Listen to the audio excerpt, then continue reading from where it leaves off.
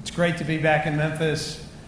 I have deep roots here and came here all my life, but to come back in this setting now, particularly because I know how important this region and this part of the country is, honored to be here. And thank you, President Rudd, University of Memphis, your leadership for hosting this event tonight. And this university is truly a critical economic engine for this part of the state.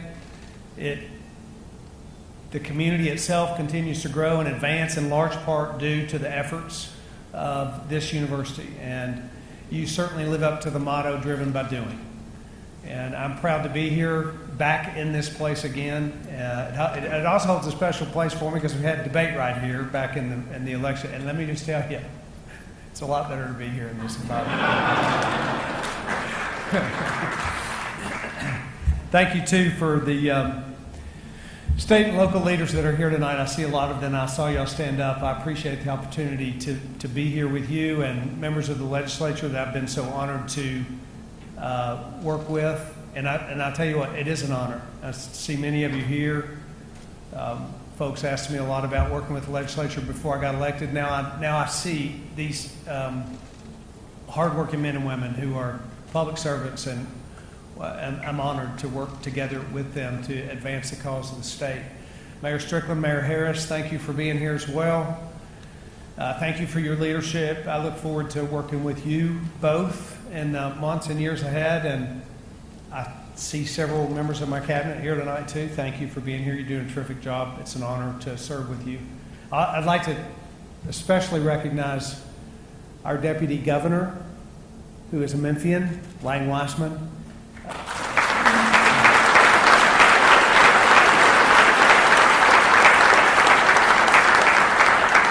I've said all along that West Tennessee is an important place and that we want to be sure that we lead an accelerated economic transformation here, and Lang's leadership is going to be a part of that. Before I begin, I want to take a minute just to thank first responders and emergency personnel and members of TEMA. And there are a lot of folks that have been out over the last couple weeks working hard to protect citizens. There are a lot of flooded areas, particularly in this part of the state. In fact, tomorrow we're going to be touring flooded areas as the water is receding, particularly over in Hardin County, to that process of assessing damage, and we're doing that.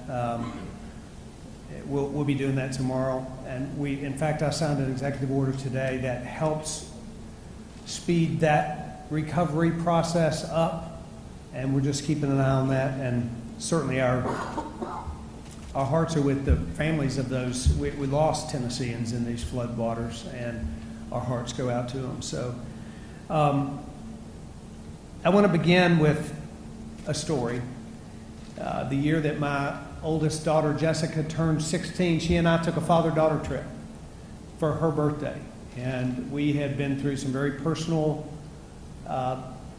tragic struggles, both of us together. And so we decided to do something that was overcoming.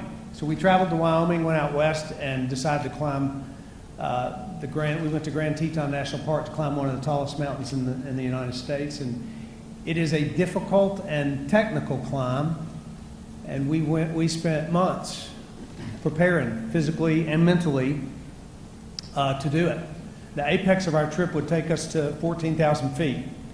And on the first day, we were to hike up to 11,000 feet and stay in a base camp. And as we neared the base camp, our guide, probably sensing my nervousness, he pulled me aside and he said something very important to me. He said, "You need to make a decision that you're going to make this climb before you get to the base camp. Because when you get up there, you're going to look at the Grand Teton and it'll look like a massive granite spire that sticks up straight higher than you'd ever imagined, and you'll feel very intimidated. And if you have the tiniest doubt in your mind as you go up there today, then when you stand up there at the base camp and you look up, you'll be convinced that you can't possibly climb it." He told me that I needed to decide right then and there whether I was going to finish the climb. And I did decide, and we did finish. And I'll tell you, like everything that's difficult, the view from the top was well worth the climb. As a state, our challenges, too, are difficult, and the climb will require great effort. But Tennessee is a remarkable place with remarkable people. And I think that we all can agree that while very important things happen within the halls of government, it's actually what happens outside the walls of the Capitol that makes Tennessee truly great.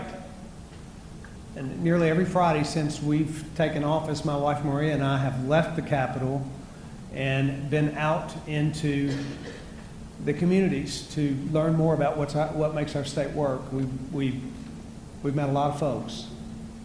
Met a soybean farmer in Lake County who navigates the floodwaters of the Mississippi to pull in an agricultural harvest and maintain our tradition of ag. We met a third grade teacher in a school in North Nashville who works overtime to make sure that her kids read at grade level and that they are a part of an education system that has one of the fastest improving results in the country.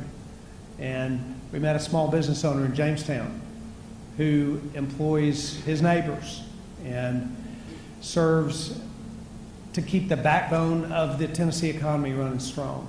And so as we've been out and as a lifelong Tennessean, when I reflect on our state, I see her people and I'm filled with pride.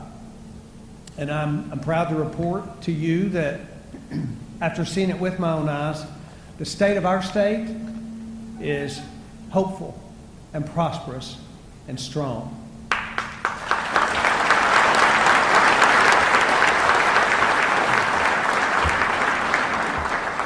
God has truly blessed us. Our economy's growing, our schools are improving, our natural resources are beautiful and abundant. And indeed, we are the envy of many states here in Tennessee. But while our prosperity should be celebrated, it should not be taken for granted, for it was not granted to us. Our prosperity has been hard won from the settlers of the 1790s to the leaders of the past and present.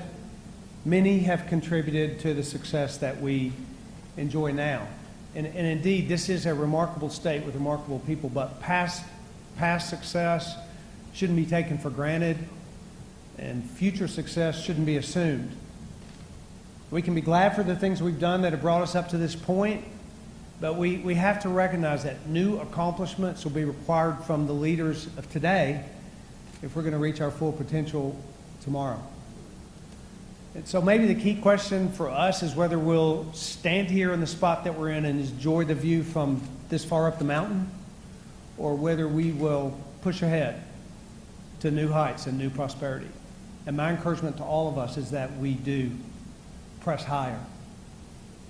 A stronger education system, a better prepared workforce, a system of justice that actually lives up to its name, and safer neighborhoods all across Tennessee. These and more goals are within our reach if we will unite behind a common vision. So in addition to delivering the State of the State address, was also challenged to deliver and present a budget this week. And by God's favor, our state is in a strong financial position. And I believe that my proposed budget reflects that. Managing a budget is one of the most important jobs of government. And proposing a fiscally responsible budget is one of the most important jobs of a governor. And so as a conservative businessman, I know that a good budget needs to fund the things that are needed and take on little debt, and my budget takes on zero long-term debt. Perhaps most importantly, it needs to save for a rainy day. Well, as our state continues to grow, we're committed to remaining one of the most fiscally sound and best managed states in America. We live in prosperous days, but it's precisely during these days when we have to build up our storehouses for when times may not be so good. So for that reason, I'm particularly proud of this in my budget. We are making the largest single contribution to the Rainy Day Fund in Tennessee's history. When this budget's finished, our Rainy Day Fund will be $1.1 billion It's the largest it's ever been in real dollars, and as a percentage of revenue, it's the largest in the history of the state. Thank you.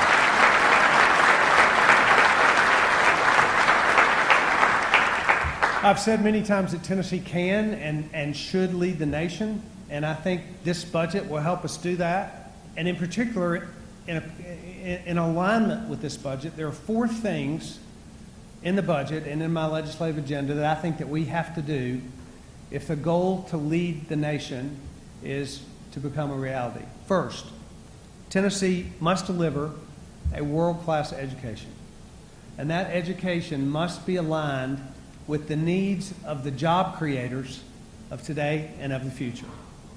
So to accomplish that, our students need more guidance, our teachers and our principals need more support, and our parents need more choices. I've often spoken about the 4 out of 10 kids in our state that will not attend college.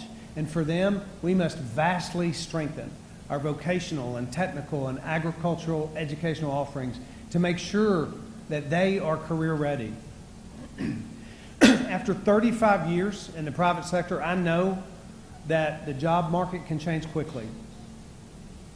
And education must stay in sync with industry.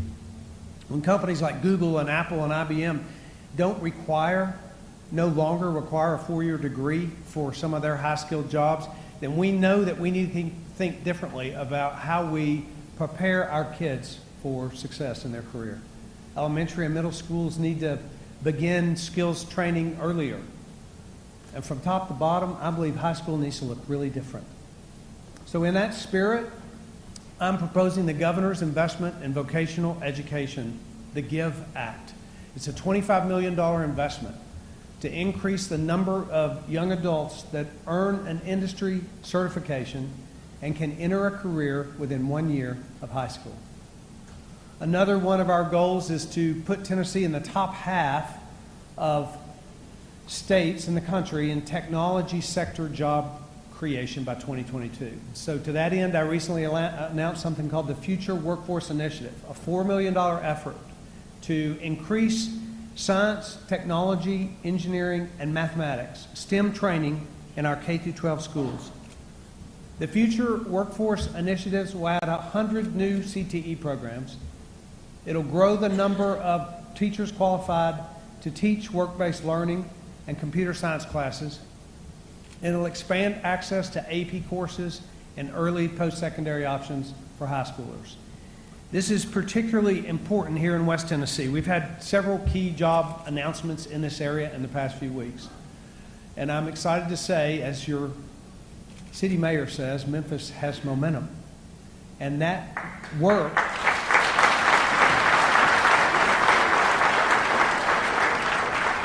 and that momentum will continue here so long as we work to build an education system that helps graduates be better prepared for the workforce. In fact, Memphis is poised, I think, to be a leader in the ag tech sector. With companies like Indigo investing in this city, there's a growing national recognition that Memphis is the place to be for promising industries like ag tech.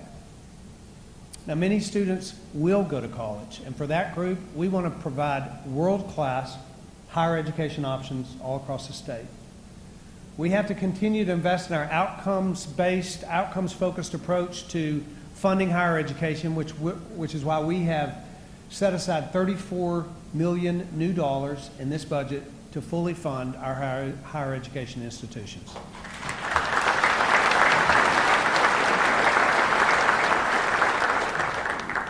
We'll also invest more than $12 million in financial aid to add nearly 7,000 students in need to those that we help attain college or to obtain a certificate here in Tennessee. Now, we're making CTE a major priority, but we also want to do other things well. I fundamentally believe that every child ought to have access to a great traditional public school. And so as we consider expanding options in our state, we have to redouble our efforts to be sure that public schools in Tennessee are well resourced, that Tennessee's teachers and principals are the best and most celebrated in the business. First and foremost, in this budget, we are fully funding the basic education program, and we're recommending $71 million, a well-deserved 2.5% pay raise for teachers.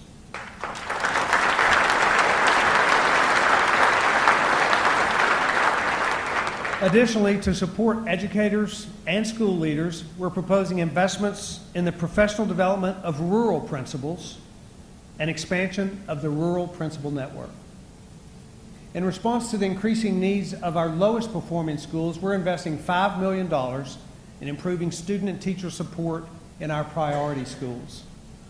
Now, I've often said that education is about more than a test score, but test scores can provide valuable data to both teachers and students when they're used properly. And later this month, tens of thousands of students will be completing their end-of-course testing to help ensure that they are receiving the quality education they deserve. Now, there's been a lot of frustration around the administration of this state test in the last few years, and I share that frustration. But I can assure you that my Commissioner of Education is working tirelessly to prepare for this year's tests, to mitigate the number of challenges that we have, but more importantly, to finalize the procurement process that will allow us to select a new test vendor for next year and beyond. Now, while the execution has to get better, we have to remain committed to the notion that you cannot improve what you don't measure. But going forward, our focus in testing will be to execute a testing regimen that is trustworthy and that is helpful and that is on time. Now, whatever else happens in our classroom, the safety of our children and of our teachers is paramount to our administration and to elected leaders all across the state. And for that reason, I am proposing an additional $30 million investment into our school safety fund, and to prioritize those districts that have schools that currently do not have a school resource officer.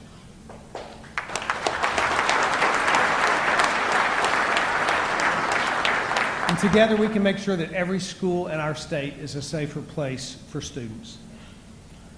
In my inaugural address, I said that Tennesseans would have to be bold, and they'd have to be courageous, and they'd have to be strong in the face of today's biggest challenges. And one of those challenges that we face is closing the gap between the quality of education offered to students regardless of their zip code. Tennessee has led the nation in important K-12 education reforms over the last decade, and we've seen the payoff. Our student outcomes have been some of the fastest, if not the fastest, improving in the nation. But sustained improvement requires constant innovation, and we have to keep looking for the next game changer. Parents need more choices with respect to the education of their children, and those options should be well-funded, and they must be highly accountable. I think highly accountable public charter schools are a great model for expanding choice without sacrificing quality, and I have seen firsthand how they can dramatically impact the life and trajectory of a student. In my budget, therefore, we are doubling the amount of public charter school facility funding, and I'll support legislation this year that makes it easier to open good charter schools and easier to close bad ones. But I believe that we should do even more. Nearly 1 in 3 students born into poverty in Tennessee will not finish high school. And when a kid doesn't finish high school, they are much more likely to stay in poverty. Low-income students deserve to have the same opportunities as every kid in this state. And we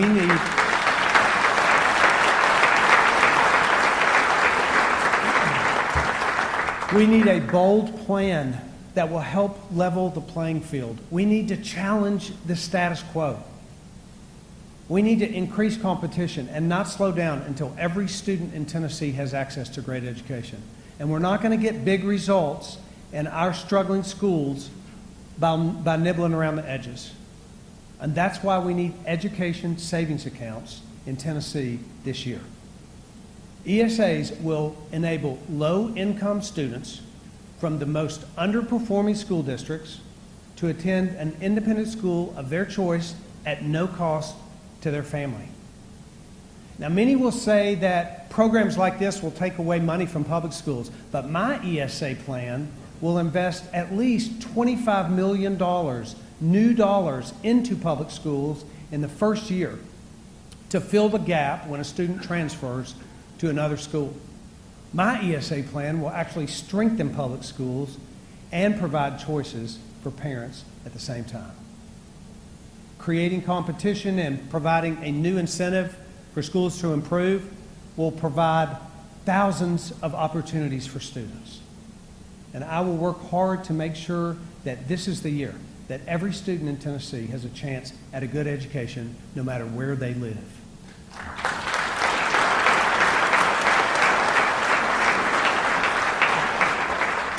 Another important issue in education is curriculum. Now, during the past 2 years of traveling on the campaign trail, an issue that I was constantly asked about was civics and character education. And at face value, it might seem like a small issue. But in the last year, let me tell you two statistics. It was reported in the last year that young people between the ages of 18 and 29 in this country have a more favorable view of socialism than of capitalism. And last week I read a recent study that said in 49 of 50 states, a majority of residents would fail a U.S. citizenship test. Now, I can't help but believe that those two things are connected. President Reagan said that freedom's never more than one generation away from extinction. And it demands answering an obvious question.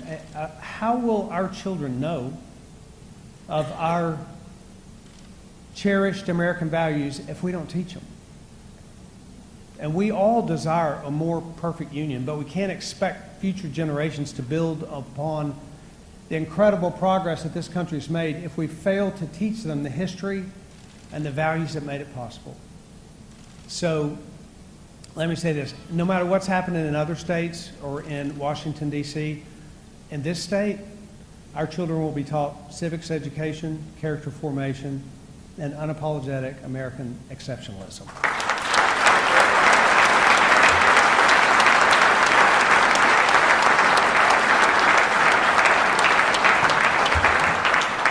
And we are beginning that effort by creating the Governor's Civics Instructional Seal, which will recognize schools that excel at teaching civics education.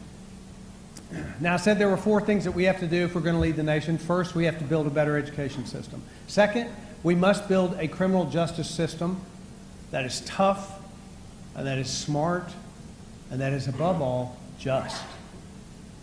For decades, this country's been too willing to fight crime on the surface alone, lock them up and throw away the key. But now, in more ways than one, we're paying the price for that. Tennessee is currently incarcerating more people for longer than we ever have. And the population in our county jails is growing daily. Incarceration has a generational impact too. Children with an incarcerated parent are at greater risk of being incarcerated themselves. And beside the human cost, there's an actual cost in dollars. Incarcerating an adult in the state of Tennessee costs $28,000 taxpayer dollars a year. And the cost to incarcerate a juvenile is many more times than that. And for all the trouble and cost, what are our criminal justice outcomes? Violent crime is up. Recidivism is high. Jails are filled and struggling to make ends meet. Now, let me be clear. For violent offenders, for drug traffickers who prey on our citizens, justice should be swift and it should be severe.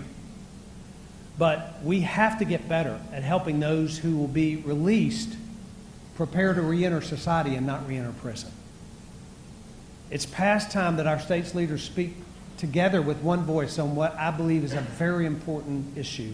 When it comes to reforming our state's justice system, the cost of doing nothing isn't zero.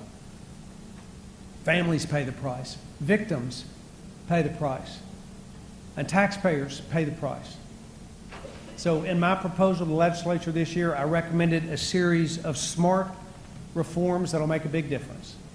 One area of reform that we will address is our use of community supervision for low-risk offenders. Community supervision allows us to provide the corrections oversight necessary to hold someone accountable for their crime without incurring 20 times the cost it takes to incarcerate them. So one of the first things we'll do is add funds to the Electronic Monitoring Indigency Fund. Sorry. Those that can't pay. It adds the use of GPS monitoring so that low-risk, nonviolent individuals can keep their jobs and provide for their families instead of spending unnecessary time in jail.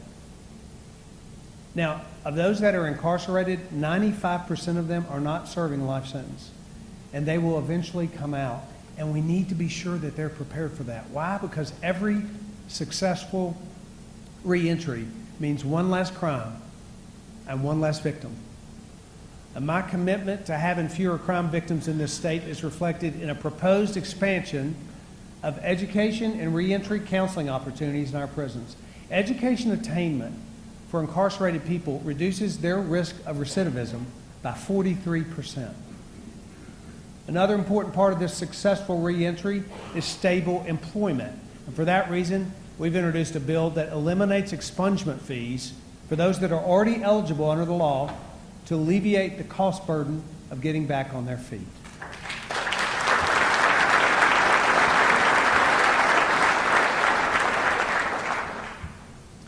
We must take bold steps to stop the scourge of drugs illegally trafficked into our state. Now, I pledge to make Tennessee a state that drug traffickers would fear. And I will make sure that prosecutors and law enforcement have the tools that they need to make that a reality. We're increasing the penalties on dangerous drugs like fentanyl. And we're making it clear that we'll have no leniency on high-level drug dealers who target the residents of our state. And we need more than just strong laws to keep our communities safe. We need strong law enforcement. And it's no secret that Tennessee lags other states in law enforcement and corrections pay, which impacts our ability to hire and our retention rates. So we're increasing investments in correctional officer pay and training opportunities as well. And my budget calls for new investments in law enforcement capacity. I know that we can do things differently in this area because I've been involved with groups who've made a difference. Nonprofits like Men of Valor in Nashville are helping those who enter prison be better prepared to re-enter society. The recidivism rate of Men of Valor is a third the state's average. My administration will do more than talk about how important these things are to all of us. We intend to be national leaders and innovators, showing how people throughout our state, the volunteer state, are willing to partner together to serve one another. So this week I was proud to announce the Volunteer Mentorship Initiative to equip Tennesseans throughout the state to mentor fellow Tennesseans who are currently in prison. And I signed up as the first volunteer mentor.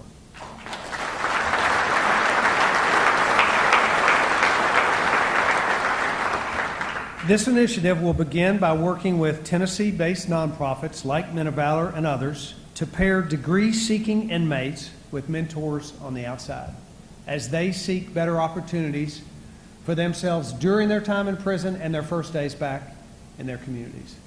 And tonight, I'm asking every Tennessean who desires to prayerfully consider volunteering to join this effort. As our state's shown before, we can change the course of history and the destiny of people when we step up and volunteer and serve one another. The challenge ahead of us in this area is great, but the urgency of the situation is greater, and I know that we will rise to meet the challenge. For this issue, the admonition to all of us is clear.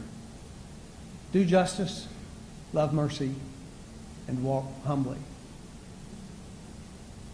First, education. Second, criminal justice. And third, every Tennessean should have access to high-quality health care that they can afford.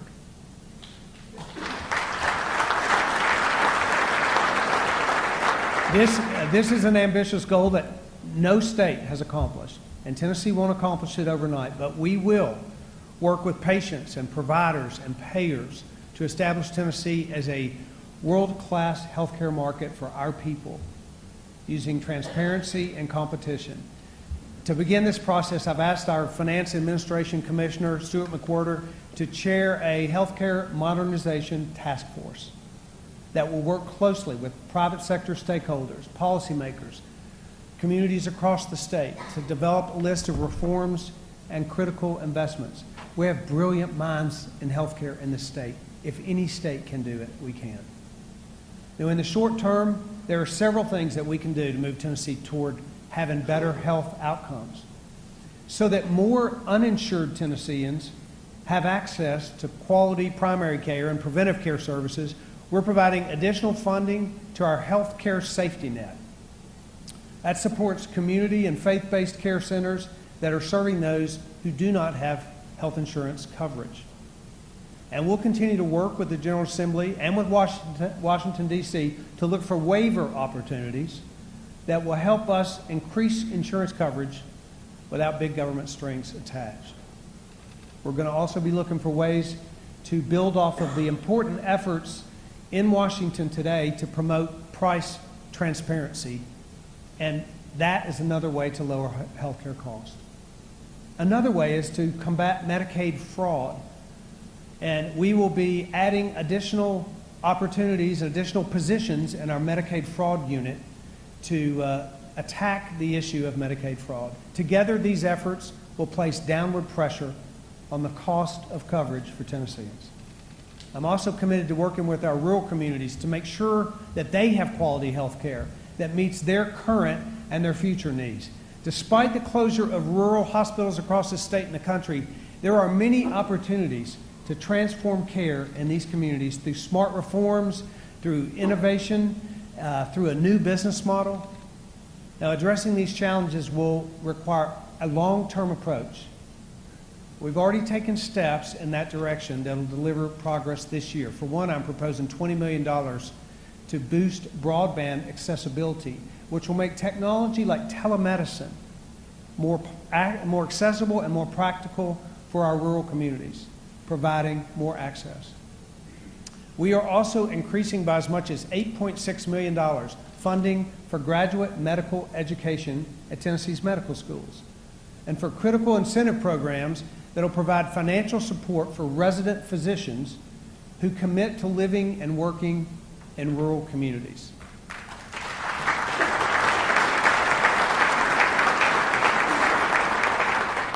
Now, too often the conversation around healthcare focuses exclusively on physical health. And physical well-being is important, but a national conversation around mental and behavioral health is long overdue. Nearly 300,000 Tennesseans are facing serious mental and behavioral health challenges, and far too many are slipping through the cracks. I made a vow on the campaign trail to strengthen the mental health safety net, and I intend to do just that. In this budget, I'm recommending an increase of $11 million in recurring funds to our behavioral health safety net and our regional mental health institutes. These providers provide much-needed services, particularly for those who do not have health insurance coverage. To be truly champions of mental and behavioral health, we have to put everything we have behind defeating the opioid crisis in Tennessee once and for all.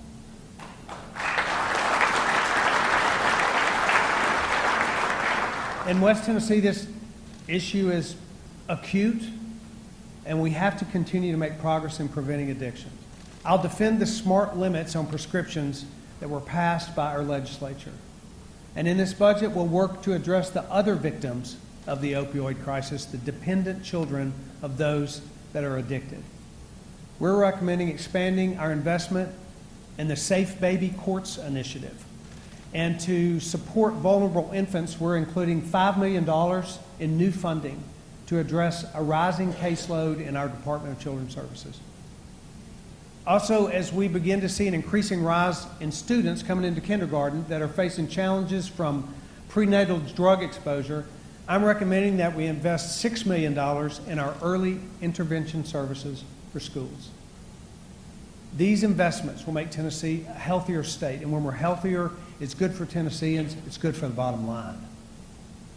So fourth, and finally, when we've accomplished these and many other goals, What remains expected of us in government is that we operate with integrity, with effectiveness, and with as little cost as possible. Fundamentally, government exists to protect our liberties, not to grant favors or build kingdoms or needlessly interfere with the lives of citizens. And I've long believed that Tennessee's most natural resource is our people. Most precious natural resource is our people. Many of our people, many of you, are found at nonprofits in this state who are doing remarkable work with excellence, work that government cannot and should not do. So to protect taxpayer dollars and to engage more of our citizens, I'm announcing tonight, and particularly announcing on Monday night, particularly excited about this announcement of the Governor's Office of Faith-Based and Community Initiatives. This office will leverage the nonprofit community, and it'll help us unleash the potential of all Tennesseans to get involved. Not only to make lives better for their fellow citizens, but to reduce their responsibilities and ultimately to reduce the size of government.